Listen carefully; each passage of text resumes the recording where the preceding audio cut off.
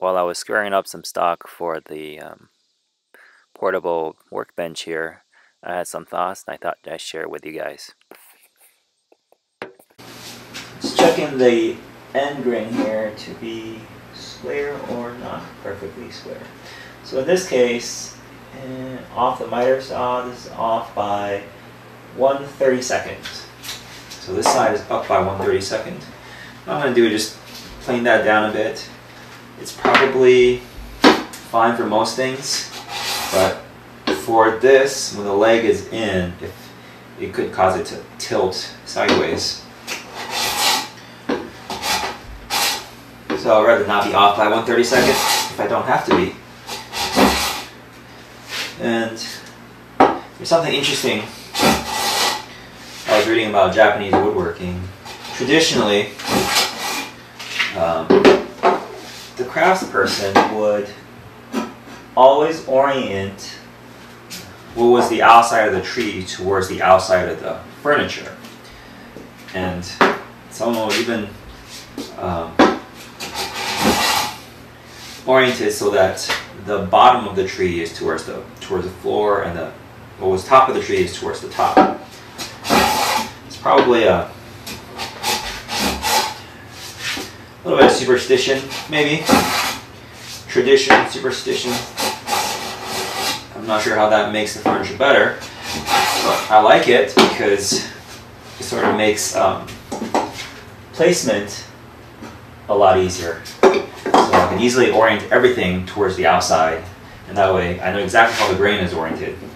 So at least in that sense, I think it's a good idea. And if I could tell which way was the top of the tree, which way was the bottom of the tree, maybe by judging by the size of the rings, I might even consider orienting it the way it was standing. Some of them even go to the extreme that the north side of the tree will face the north side of the building, or point north in the building. So I don't know. I'm sure there's some reason to it. Think about it. That, or it just seemed like the right thing to do. I'm not sure if the Japanese person, the craftsperson who decided to do that in the building, really had I want to say a vision, 200 years in the future, what would happen if he didn't orient it in a certain specific way.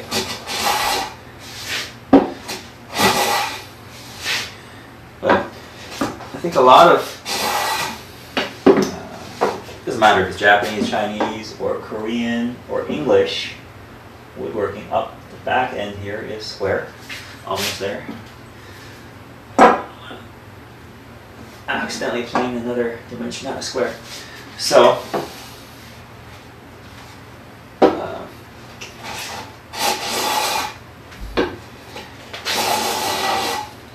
yeah, I think it doesn't really matter what region of the world the woodworking comes from.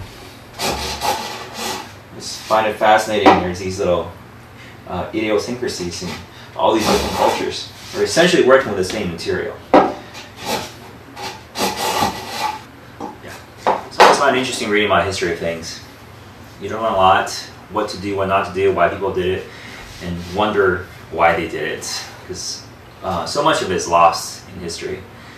If you look at now, all we really hear about is Western and Japanese woodworking. We hear very little about Korean and Chinese woodworking. I think in part in China because they had the Cultural Revolution, where so much history, so much of it got destroyed.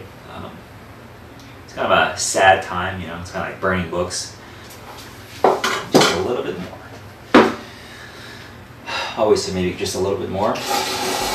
A lot of times that ends up being too much. This is not one of those cases.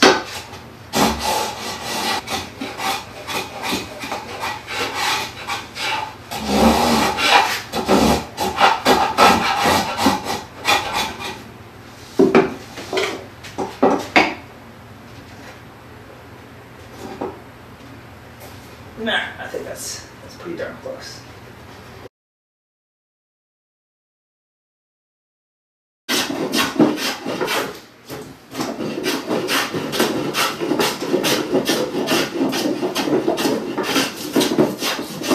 Yeah, it's coming together nicely.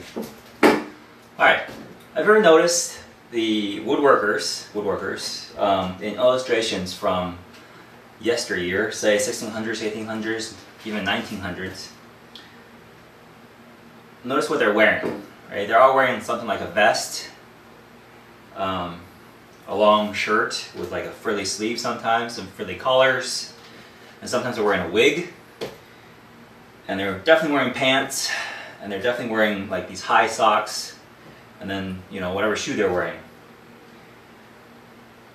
I like to think that's an unrealistic depiction of woodworking, at least by hand. Because I'm planing this and doing all these boards by hand is a very, very physically exerting activity.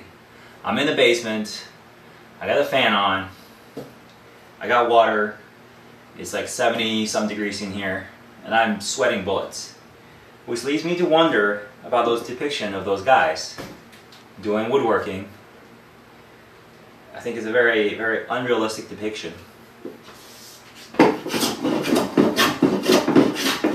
this is hard work. Yeah, I don't know how those are realistic depictions. There's no way they're wearing all that clothes when they're working, unless they're only working during the winter time. Then yeah, okay, all that clothes might do it. But even in the winter time, all that physical activity, it gets really hot. So I think somebody took some artistic license and made a very unrealistic depiction of what was actually like to do woodworking back in that time.